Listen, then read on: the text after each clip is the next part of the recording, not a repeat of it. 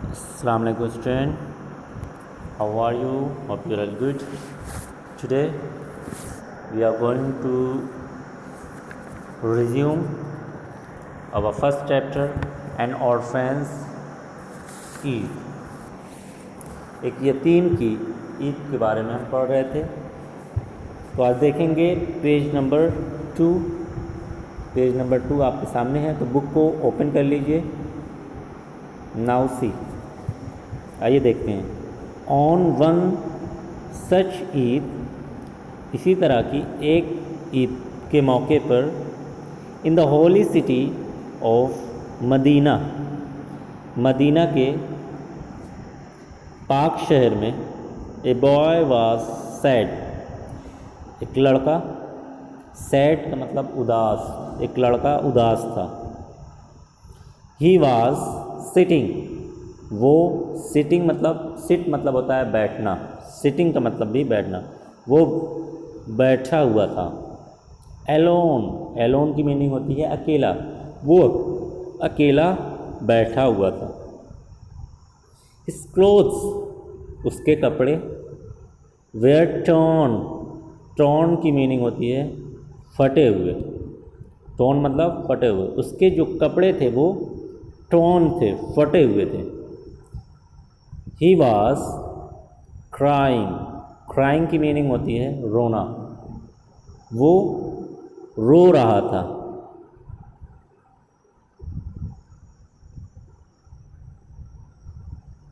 His head, उसका sir, was bent, bent मतलब झुका होना।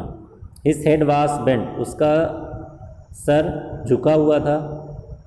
बिटवीन हिज लेग्स, लेग्स कहते हैं पैरों को, उनके जो दो पैर थे, उसी दो पैर के बीच में उसका सर बेंट था, झुका हुआ था। जैसा कि पिक्चर में देख सकते हैं, एक बच्चा टोपी लगाए हुए बहुत ही निराश, बहुत ही सैड है, उदास है, बिल्कुल नाखुश है।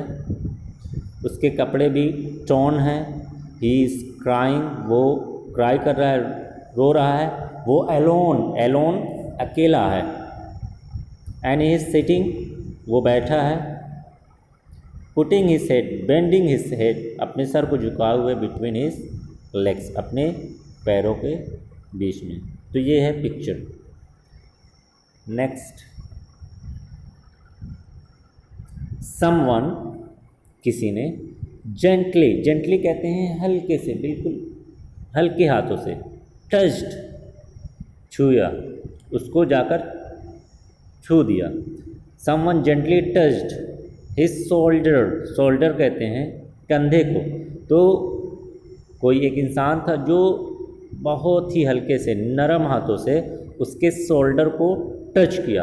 एंड आस्क्ड, और पूछा, why are you crying, crying ऊपर हम पढ़ चुके हैं रोना।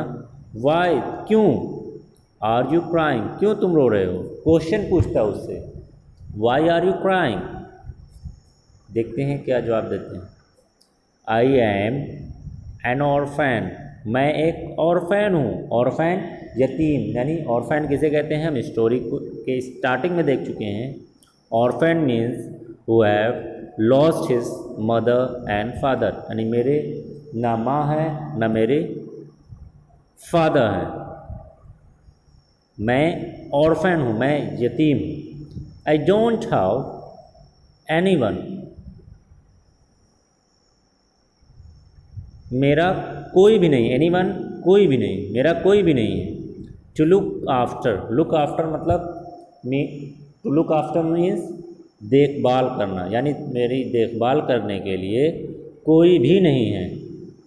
एवरीवन, हर कोई, इज़ हैप्पी टुडे, टुडे की मीनिंग होती आज, यानी आज ईद के मौके पर हर कोई हैप्पी है।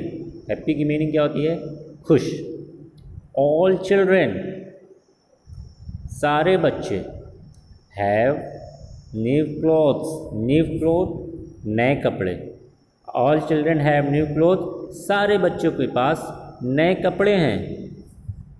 दे हैव नाइस थिंग्स, उनके पास अच्छी चीज़ें, नाइस मतलब अच्छी खूबसूरत, थिंग्स मतलब चीज़ें, टू ईट खाने के लिए, सभी के पास खाने के लिए अच्छी चीज़ें हैं।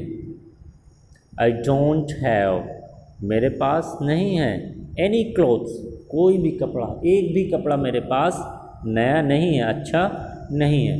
आई have no food, no food, मेरे पास खाना भी नहीं है।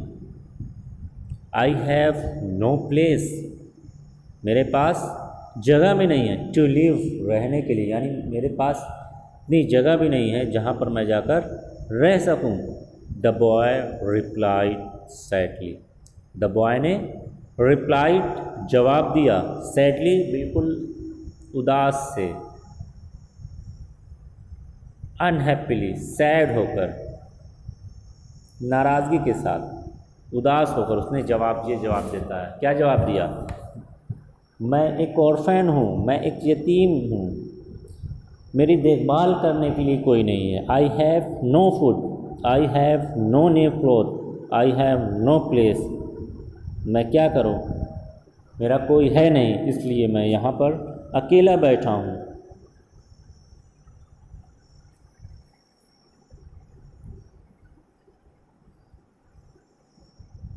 I too lost both my father and mother as a child. The stranger said, I too, to मतलब भी, मैं भी, lost मतलब खो देना, both my father and mother, both की मीनिंग होती है दोनों, मेरे फादर और मेरे मदर, मैं दोनों को खो चुका हूँ। एज ए चाइल्ड, बच्चे यानी जब मैं एक छोटा सा बच्चा था तब मैंने भी अपनी माँ को, अपने बाप को खो दिया था, यानी मेरे माँ और मेरे फादर दोनों इंतकाल कर गए थे, उनकी डेथ हो गई थी जब मैं एक छोटा बच्चा था। ये कौन कहता है? द स्ट्रेंजर, स्ट्रेंजर मतलब अजनबी। कौन अजनबी? जो उस यतीम बच्चे से, उस ऑर्फन बच्चे से आकर पूछते हैं उनके बारे में, तो स्ट्रेंजर कहता है। तो स्टोरी को यहीं पर टर्मिनेट करते हैं। ओके, अस्सलाम वालेकुम।